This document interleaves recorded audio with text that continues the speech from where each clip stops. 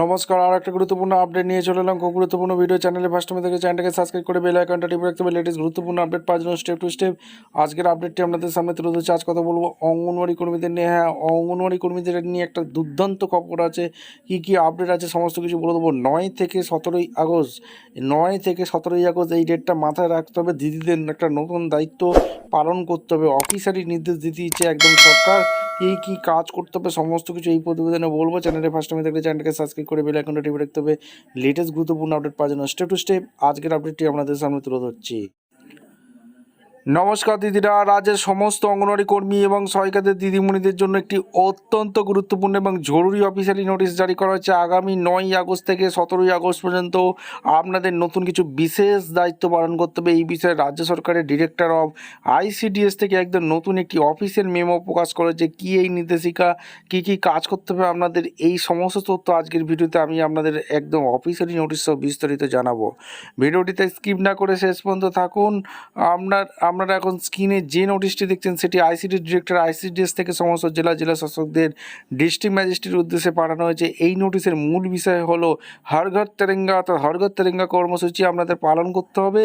কেন্দ্র রাজ্য সরকারের যৌথ উদ্যোগে আগামী 9ই আগস্ট থেকে 17ই আগস্ট পর্যন্ত 2024 পর্যন্ত পুরো রাজ্য জুড়ে এই বিশেষ দেশাত্মবোধক কর্মসূচি পালন করতে হবে আপনাদের। আর এই কর্মসূচিকে সফল করতে রাজ্যের সমস্ত অঙ্গনওয়াড়ি কর্মী হেল্পার যারা আছে, CDPO সুপারভাইজারদের সক্রিয়ভাবে অংশগ্রহণ করার জন্য কঠোর নির্দেশ রাজ্য সরকার দিয়ে দিয়েছে।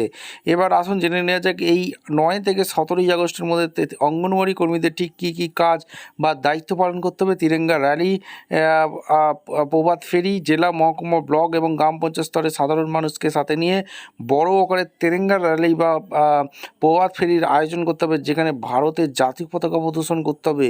সচেতনতা তৈরির কাজ করতে হবে। প্রতিটি অঙ্গনওয়াড়ি কেন্দ্রের আওতাভুক্ত এলাকার সাধারণ নাগরিকদের নিজেদের বাড়িতে জাতীয় পতাকা উত্তোলনের জন্য উৎসাহিত করতে হবে। দেশাত্মবাদক প্রচার করতে হবে। স্কুলে শিশু স্থানীয়দের মধ্যে স্বাধীনতা সংগ্রামীদের বাণী, দেশাত্মবাদ, অঙ্কন প্রতিযোগিতা বা আর্ট ওয়ার্কের মাধ্যমে সচেতনতা ছড়াতে হবে।